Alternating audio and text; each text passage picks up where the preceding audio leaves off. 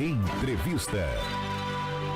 Agora 8 horas mais 36 minutos, com muita alegria que estamos recebendo aqui nos estúdios da Cruzeiro FM, professor universitário, empresário, professor Flaviano Agostinho de Lima, ex-secretário também, foi ex-secretário de Habitação, de Educação aqui na cidade de Sorocaba, tem conhecimento sobre vários assuntos, mas hoje aqui em especial nós vamos falar um pouco mais sobre essa questão da reforma tributária e principalmente a tributação em cima de locação de imóveis. Professor, que prazer tê-lo aqui na nossa bancada. Muito obrigado por atender o chamado da Cruzeiro FM. Tudo bem? Bom dia. Bom dia, André. É uma satisfação muito grande estar aqui. Muito bom dia, Fernando. Bom dia, Douglas. Toda a equipe da Cruzeiro FM. Um bom dia especial para todos os ouvintes da Cruzeiro FM nesses quase 30 anos, né? A partir de novembro comemoram 30 anos. Entrando na reta final dos 30 anos, né, que aí. A gente vem acompanhando, né? E um jornalismo cada vez mais sério, cada vez mais preparado e realmente atuando com toda a força em nossa região metropolitana de Sorocaba, né? Parabéns aí para vocês, um abraço ao Alexandrissa também, né? Grande amigo, para a gente poder estar falando aí sobre esse momento bastante delicado que a população está, principalmente aqueles que são proprietários de imóveis com relação à reforma tributária. A gente tem ouvido muita coisa nas redes sociais, né? As redes sociais vêm com aquela ideia do gatilho para deixar a pessoa buscar mais informações, então muita coisa está chegando. Eu tenho recebido muitas ligações dos nossos clientes que estão preocupados com o tema, o que devem fazer, o que não devem, se vão ser atingidos ou não pela legislação. Então a gente agradece essa oportunidade de estarmos levando a informação à nossa população. E olha, começamos já entrando nesse questionamento, primeiro sobre como essa reforma tributária pode afetar a locação de imóveis, porque existe dentro desse contexto da nova lei, né, mudanças aí em alíquotas que serão cobradas para quem realiza essa locação. Explica para a gente as principais mudanças e as que podem impactar consideravelmente no mercado de locação. Exatamente. Vamos lá. Primeiro, para a população, os ouvintes poderem entender, na reforma tributária, a gente foi implantado, né, pelo país um modelo do imposto de valor agregado. O que é esse imposto de valor agregado? Ele vai recair sobre os bens e serviços finais produzidos na nossa economia. E esse imposto, ele é a unificação de vários outros impostos. Então, assim, por exemplo, a gente tem no nível federal o COFINS, que é a Contribuição para o Financiamento da Seguridade Social, o PIS, o IPI. Esses impostos deram, né, a formação do CBS, que é a Contribuição sobre Bens e Serviços, tá? Então, ela vai ter uma alíquota própria para a contribuição de bens e serviços. Essa arrecadação vai para o governo federal.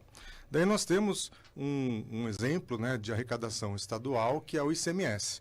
O ICMS mais o ISS das prefeituras foi unificado e criaram o IBS, né, o Imposto sobre Bens e Serviços. Então nós já temos nesse IVA a formação de dois impostos, né, a contribuição e o imposto de bens e serviços, tá? A ideia da contribuição porque ele reuniu as contribuições federais e o imposto, né, porque reuniu esses impostos estaduais e municipais.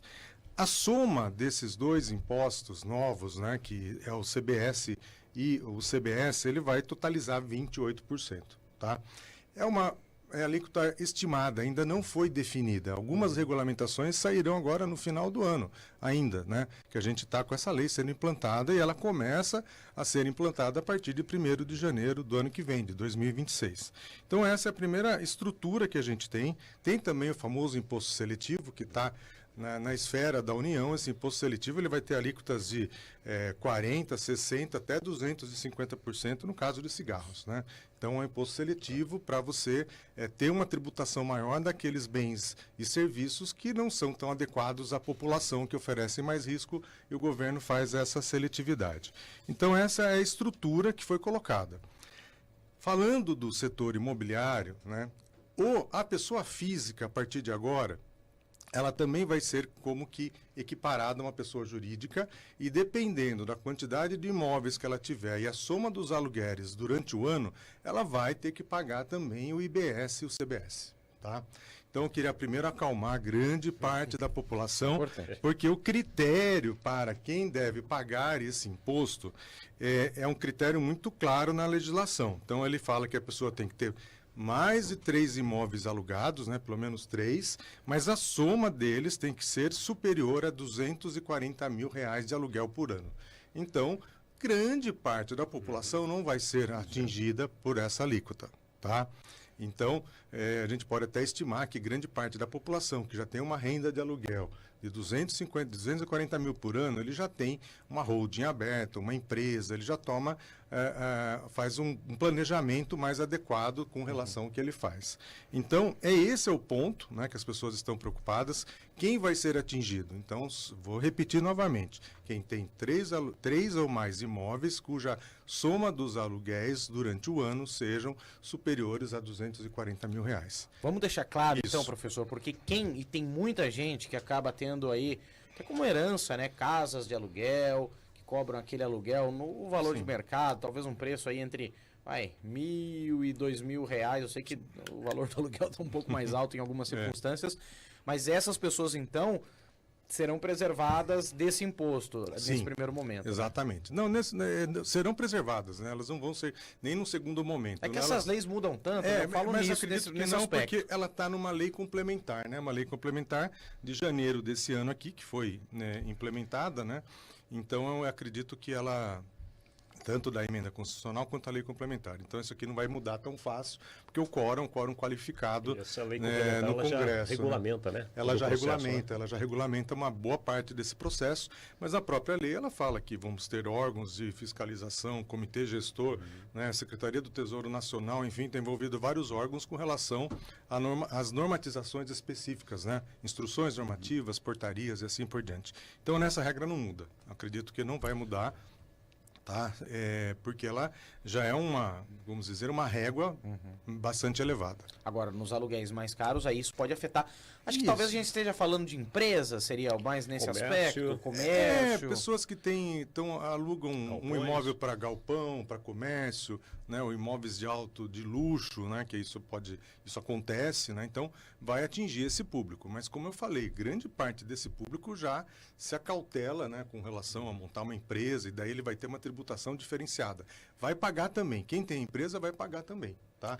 Então, isso que é interessante. A legislação, ela fez isso. Olha, o que me interessa é o aluguel. Independente se é pessoa física, pessoa jurídica, eu vou tributar, né?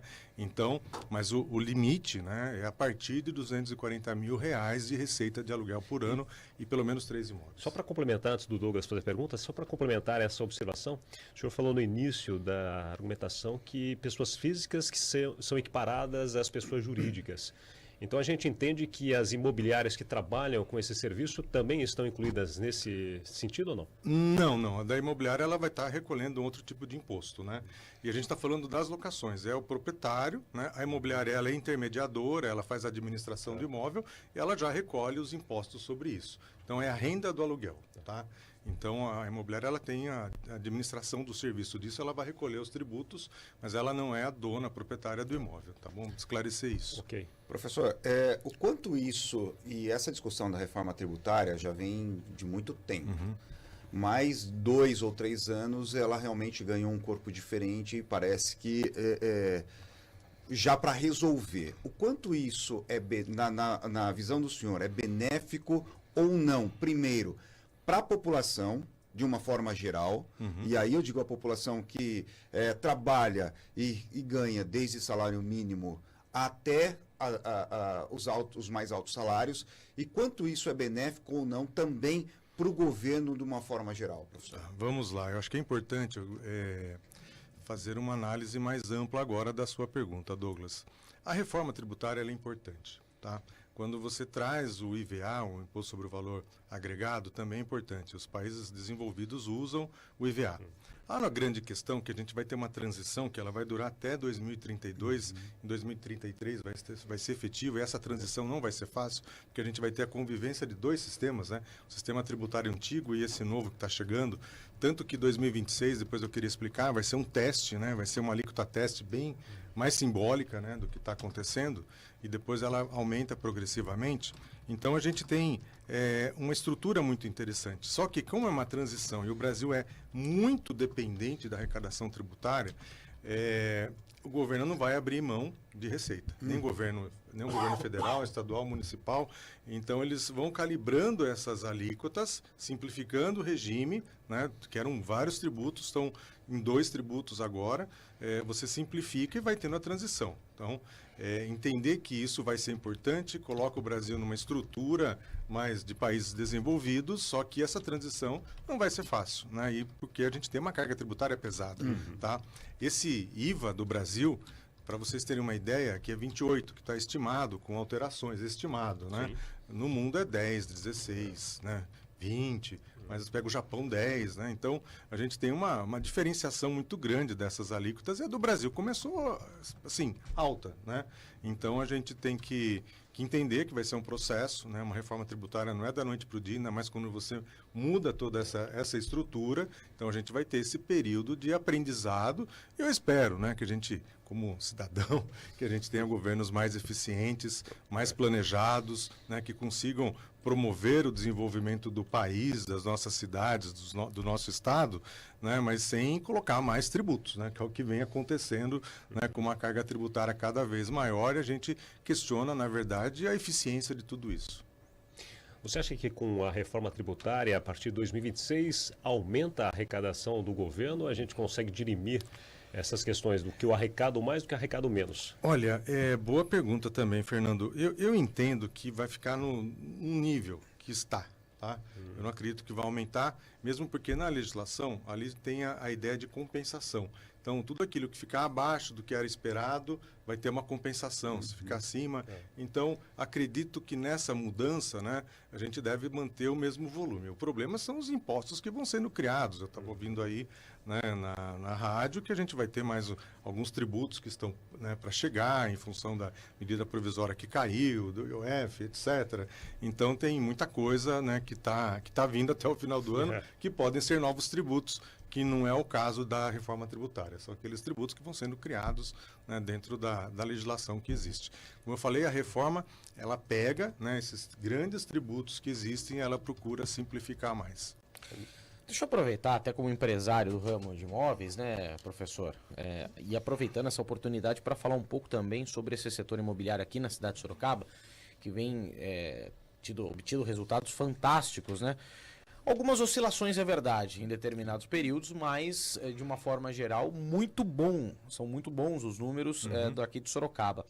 Porém, o que chama atenção são algumas alterações feitas aí com relação ao governo federal, principalmente o financiamento desses imóveis, que acaba alterando, principalmente imóveis usados, com uma dificuldade maior de ter esse benefício aí para pessoas que procuram fazer o seu primeiro investimento, muitas vezes.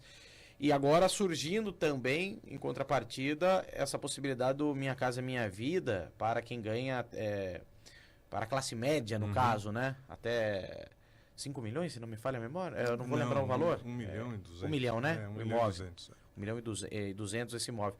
Isso. O quanto isso mexe com o mercado imobiliário e altera também, mexe com o mercado aqui de Sorocaba, professor? Vamos lá, ótima pergunta também. O nosso mercado vem aquecido. Sorocaba está tendo um volume de pessoas chegando, de imigração muito grande. Né? Tanto que a gente vê aí pelos indicadores do censo, né, um ritmo, Sorocaba, sem dúvida, das cidades acima de 300 mil habitantes, é que tem a maior taxa de crescimento desde 2010. A nossa taxa anual, a taxa acumulada, é impressionante, né, dentro dos municípios desse porte, né, em função de todo esse boom, que já vem, como eu falei, já é bastante anterior e aqueceu depois da pandemia, né, com a vinda das pessoas de São Paulo. Até por causa do plano diretor, nos estudos que foram feitos, né, a gente pôde participar, nós temos aí projeções da população, né, de Sorocaba, chegando a 1 milhão, 1 milhão e 100 mil habitantes. Vai depender do quê? De manter esse nível, né, de atividade, né, de migração para a nossa cidade. Por exemplo, tem intercidades, pode trazer mais um movimento grande de pessoas se mudando para Sorocaba. Então, tudo isso vai entrar para... Estou falando isso para falar do mercado imobiliário. Então, o mercado ele vem aquecido, muitos lançamentos, principalmente verticais, né, que a gente está vendo aí de edifícios aqui na cidade. Então, ela tem muita coisa. Muitos desses imóveis, essa legislação, ela vai ajudar um pouco agora, né? A gente acredita que ajuda. Mas o problema é que enquanto a taxa Selic estiver tão alta, fica difícil, porque o crédito lá na ponta fica mais pesado. Então, a gente tem, acredito que isso vai ser positivo, mas é um efeito ainda mais a médio prazo, né? No curto prazo tem um pouco, daí ele vai se diluindo, vai implementando, mas vai depender muito dessa queda da taxa da Selic, e porque as pessoas que vão, que têm uma renda maior, daí eles não têm tanto esse benefício, tá? Agora a gente vai ter, claro, tem um grupo com uma renda menor que já conseguia se enquadrar em algumas faixas, né, do Minha Casa Minha Vida, outros financiamentos com o sistema financeiro de habitação, com os recursos da poupança e etc., né? Não só a Caixa Federal, mas os demais bancos, mas esses juros já eram um pouco mais altos, né? Então, e eles estavam bem atrelados, quando aumenta a taxa Selic, esses juros aumentam, cai a Selic, ele diminui um pouco. A inflação, professor, ela tende a dirigir também essa situação econômica do país, inclusive com os imóveis, principalmente a questão de locação. Hoje a gente vê, como o André falou, que o custo, né, para locação é muito caro. E é difícil também de uma pessoa que vai alugar conseguir essa alocação por uma série de requisitos que se pedem, né, como garantias, né, de que a pessoa vai pagar esta locação. Como que fica esse serviço para o ramo imobiliário também, com esse boom que está crescendo, né, aqui dentro de Sorocaba, como exemplo citado, colocando como diagnóstico a inflação, né, porque ela explode o valor da alocação e pressiona o salário, ou seja, quem recebe um salário mínimo dificilmente consegue chegar a um ponto que você tenha condições de alugar um imóvel adequado. Bom, Fernando, a gente tem uma questão séria da inflação, né? A gente espera que ela possa baixar, né? Ela vem muito alta, uma série de questões internas, internacionais também, então isso acaba afetando. Mas a gente tem uma economia indexada, até mesmo o salário mínimo, ele é indexado, ele reajusta pela inflação. E, na verdade, isso movimenta a inflação futura, né? A gente fala da inflação inercial, ele lança uma inflação futura, o que é algo complicado. Mas o mercado de locações, com todo esse movimento que nós tivemos em Sorocaba, muita gente vindo de fora, a gente observa que as pessoas usam outras garantias. Então, por exemplo, a gente tem o famoso fiador, né, que tem que ter um imóvel, então isso continua, mas é um pouco mais difícil, mas você tem um seguro fiança locatícia, né, que são as seguradoras, se a pessoa não tiver nenhum tipo de problema, né, histórico, ele pode conseguir, embora o seguro fiança começou a ficar um pouco mais caro, né, em relação ao valor de aluguel. Nós temos a caução, né, de 3 aluguéis, a gente tem títulos que podem ser dados em garantia, então a legislação ela coloca várias opções de garantia, o que tem colaborado, né? Então a gente tem um mercado imobiliário também aquecido, né? O que eu tenho sentido é um pouco de uma certa estabilização, porque ele subiu muito nos últimos anos, né? E daí a gente sente assim agora um pouco de queda queda não, uma estabilização, né, dessa alta. Claro que há questões pontuais, de uma localização muito privilegiada, um imóvel muito diferenciado, daí sim, né? Mas no geral agora está mais acomodado e até uma situação positiva, né? Tanto para o inquilino, futuro inquilino, para o proprietário também, para conseguir alugar, mas ter o volume de locações. Dentro da reforma tributária, o senhor falava a respeito de 2026. A gente pega 2026 como um ano que vai mediar isso daí. É um ano que vai dar início, né? Voltando um pouco para a reforma tributária. Se puder esclarecer, então, aos nossos ouvintes como que vai funcionar, então, a partir de 2026? Tá. Bom, vamos lá. Eu queria até, falando da reforma tributária, ter um outro ponto da reforma, que é o que também tem assustado as pessoas, né? E para explicar, foi criado, né, e veio no bojo da legislação, o CIB, Cadastro Imobiliário Brasileiro. Tá? Então, todos os imóveis urbanos e rurais vão ganhar uma inscrição, como se fosse um CPF. Tá? Isso está sendo implantado desde já, os cartórios, depois o Estado e as prefeituras. Então, 2026, 2027 vai ser a implementação disso. Então, todos os cadastros vão ser integrados. O que ocorre, né, que a gente tem as pessoas ouvem falar e etc., e pode ser uma questão, vai aumentar a fiscalização, né, das pessoas que acabam, né, não fazem aquele cálculo adequado de se tem que pagar um imposto ou não tem que pagar um imposto. Então, esse ponto existe. Então, esse cadastro é verdadeiro, né, ele está em implantação, as prefeituras vão começar a implantar a partir do ano que vem, né? E depois a integração desse banco, a operacionalização para a Receita, claro que vai demorar. Mas que existe, sim, uma possibilidade de uma ampliação da fiscalização, né? Então, a gente, hoje, todas as imobiliárias, elas são obrigadas, né? Quem trabalha com a administração envia todas as informações à Receita Federal, as pessoas fazem, né, o lançamento da receita do seu aluguel junto, né, da sua receita pessoal, de salário, etc., né? E daí vai pagar carga tributária ou tem isenção, porque você faz o ajuste do imposto de renda, às vezes não vai ter muito imposto, mas essa fiscalização é uma hipótese de que ela venha aumentar, mas a médio e longo prazo, né? Então, isso eu queria deixar claro, né, que está na lei, as pessoas perguntam muito. Então, eu falo, gente, não precisa se preocupar tanto com a reforma no sentido das alíquotas e dessas regras de valores, né? Mas esse cadastro lá na frente, né, ele vai permitir um cruzamento muito maior, esse né? cadastro vai ser automático. As prefeituras, na verdade, vão fazer, né? Não o proprietário em si. Não, as prefeituras, né? Os bancos, os cartórios o de imóveis, as prefeituras, os imóveis estaduais, né, da União, todos esses imóveis estão entrando nesse cadastro nacional agora.